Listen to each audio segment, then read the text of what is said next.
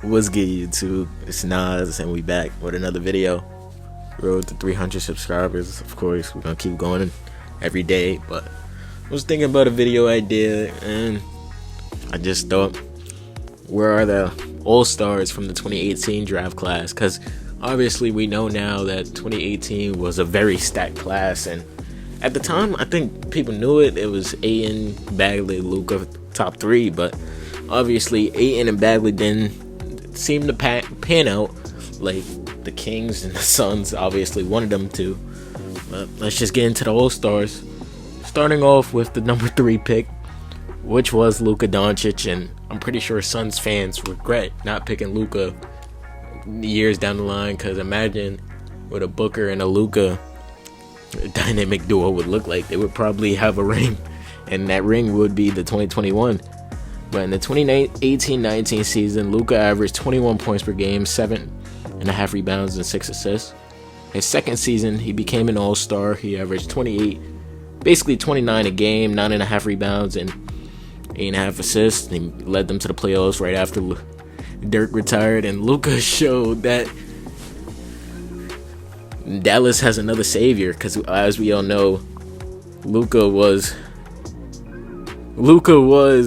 the next upcoming great following, or European great from, not from USA, because obviously Dallas had another European or not USA player, even though he was German, as we all know, which was Dirk Nowitzki, and he became one of the best of all time, and Luka obviously has that potential to do that. But in his third season, Luka averaged 27.5 points per game, 8 rebounds, 8.5 assists.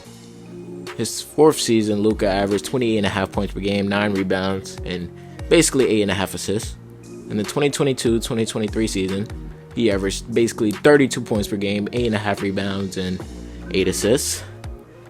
Last season, Luka averaged 34 points per game, 9 rebounds, and basically 10 assists. And this season, right now, he's averaging 29 points per game, 8.5 rebounds, and 8 assists. And Luka has consistently, since his third season, has been a top 5 player in basketball, and I don't think there's any really debate about it. Luka obviously was the favorite to win MVP this year, but obviously Jokic happened, or is pulling another Jokic type of season, and he showed why right now he's the best player in that draft class, and there's really no debate about it. And yeah.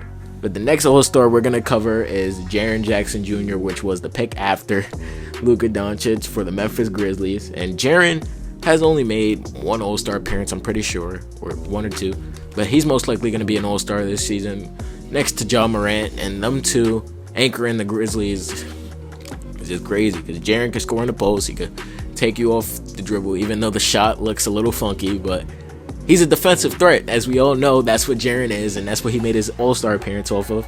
When in Jaren's first season, he averaged basically 14 points per game, 4.5 rebounds, and 1 assist, but averaging 1.5 blocks per game and 0.9 steals per game. In his rookie season, he showed a lot of flashes, but in his second season is where he really showed improvement. He averaged 17.5 points per game, basically 4.5 rebounds, and basically 4 assists with 1.5 blocks per game again, 0.7 steals. And Jaren, I don't think you remember, but in the bubble, or before the bubble, Jaren was really starting to hit his stride before COVID actually happened, and he tore his meniscus in the bubble, and that prolonged Jaren for a while, and he managed to get back to himself eventually, as we all know. But in the next season, when he returned from injury, he averaged 15 points per game, 5.5 rebounds, and 4 assists, averaging 1.5 blocks per game and 1.1 steals per game.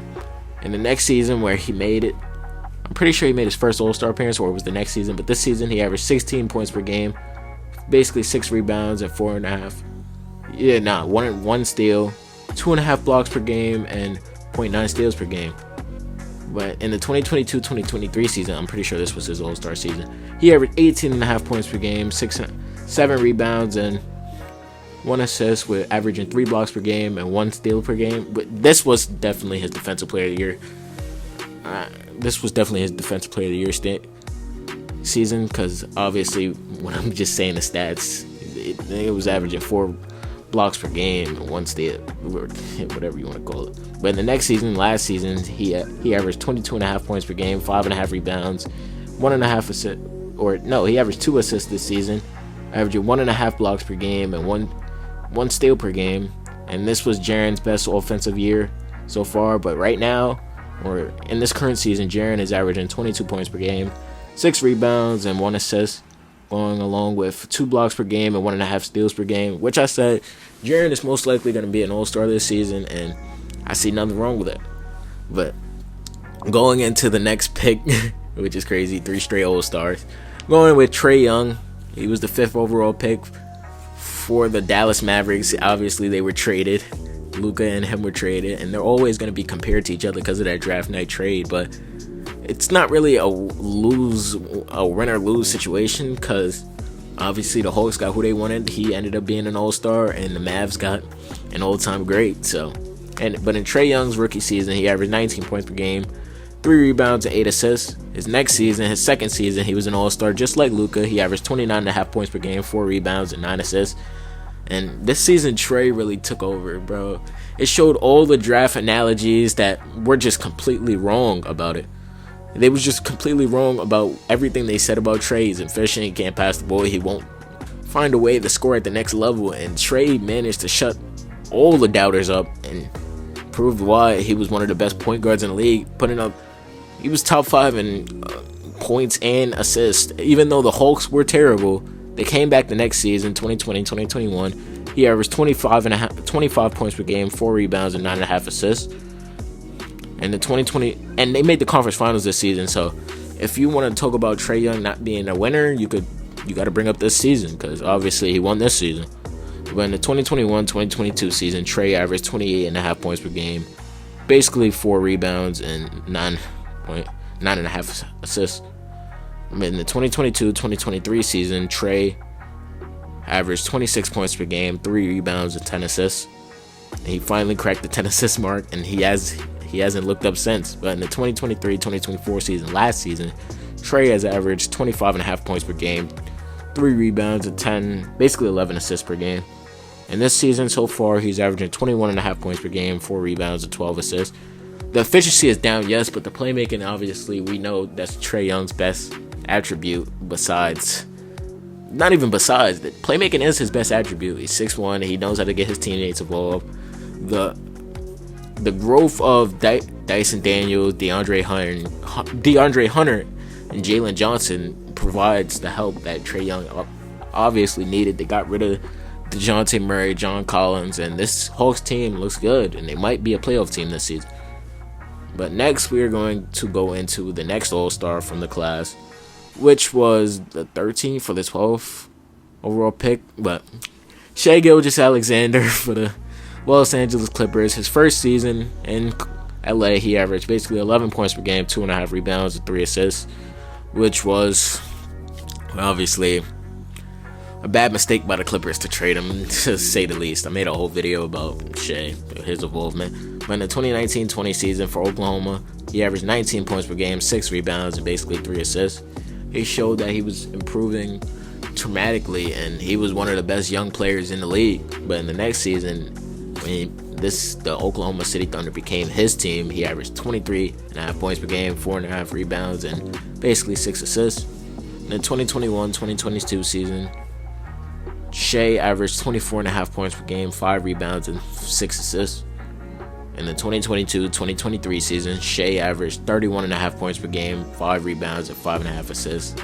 One of the best carry drops I've seen from the season. They didn't make the playoffs, obviously, 2 years ago, but they ended up making it last season, where he averaged 30 points per game, 5.5 rebounds, and 6 assists. And he led that Oklahoma City Thunder team with Jalen Williams, with Chet Holmgren, and all around the overall depth around them. And they look better, even better this season, where he's averaging 30 points per game, 5.5 rebounds, and 6 assists, which it's the same averages from last year, but you could just tell that Shai is a way better playmaker than he was last year, because obviously he was playing with Giddey. Giddey was really the point guard of that team. Shai was the 2, but now Shai is the for sure point guard of this team, and he hasn't let them down at all. He's playmaking, he's getting his own shot, he's finding his centers.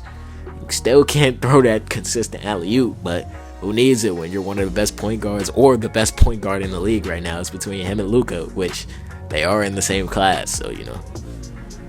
And finally, the last All-Star from the class of 2018 so far is Jalen Brunson, he was the 32nd pick, not even a first rounder.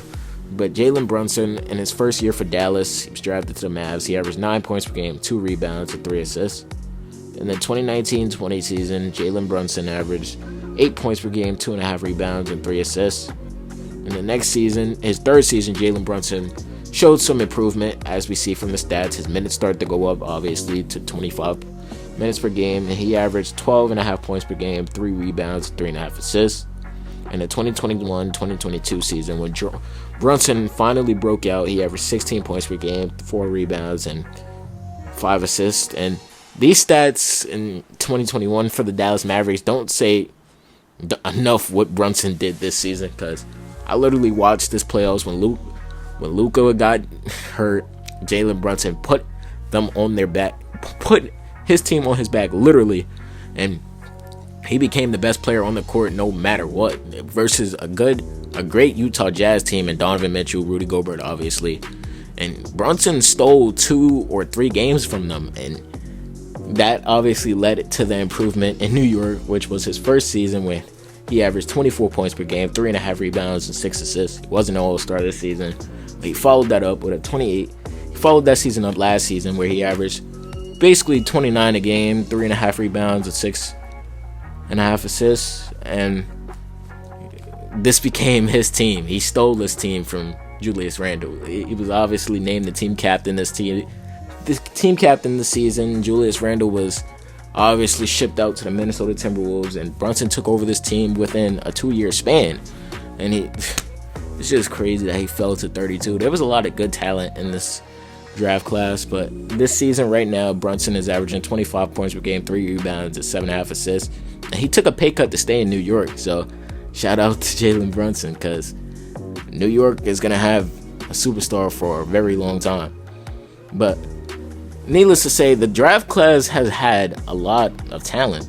Like, Ayton is not really that bad of a player.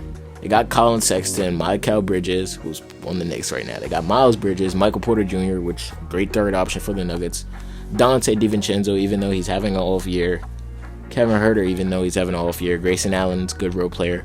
Mo Wagner, which is obviously a banger for the Orlando Magic. Robert Williams III, who needs to get out of Portland.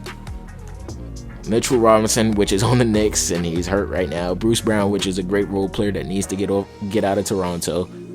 And DeAnthony Melton, who was just a Warrior but got traded to the Nets. He's out for this season. He's going to come back even better. But needless to say, this draft class has been one of the best draft classes in a while. But let me know how y'all feel about the 2018 draft, and let me know some video ideas down below. Hope you enjoy it.